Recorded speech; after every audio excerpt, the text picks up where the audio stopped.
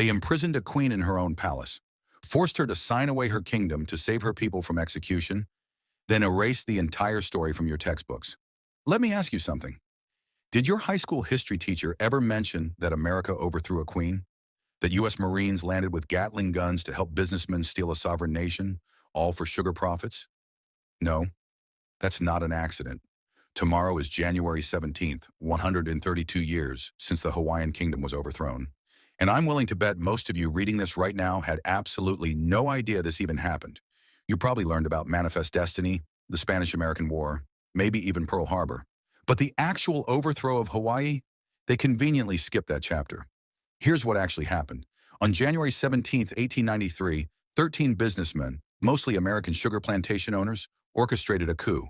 They were joined by 162 U.S. Marines and sailors who landed without authorization from the USS Boston, positioning themselves with Gatling guns and artillery near government buildings.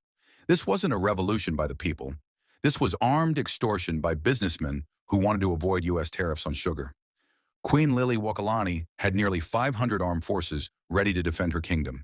But she gave one order: stand down. She chose to prevent bloodshed because she believed, naively as it turned out, that international law and justice would prevail. It didn't. And here's the part that should make your blood boil. President Grover Cleveland investigated and officially declared the overthrow illegal. He tried to restore the queen, but the sugar planters who staged the coup simply refused, and Congress shrugged and let it slide. Imagine that happening today.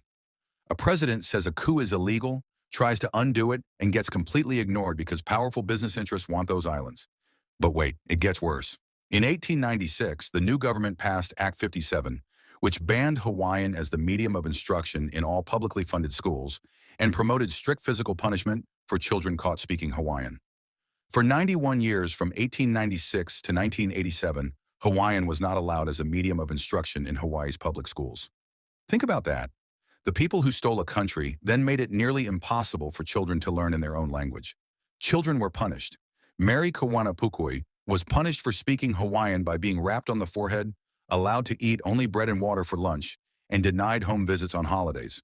Winona Beamer was expelled from Kamehameha schools in 1937 for chanting Hawaiian, and American educators after the overthrow, they designed schooling practices and policies to replace the unfavorable local memory of American involvement in the forced 1893 overthrow with an affirmative, progressive narrative justifying America's presence as a beneficent enterprise. They literally engineered the curriculum to make students forget what was stolen and accept American authority as inevitable progress. But 2 years after the overthrow, when loyalists tried to restore the monarchy,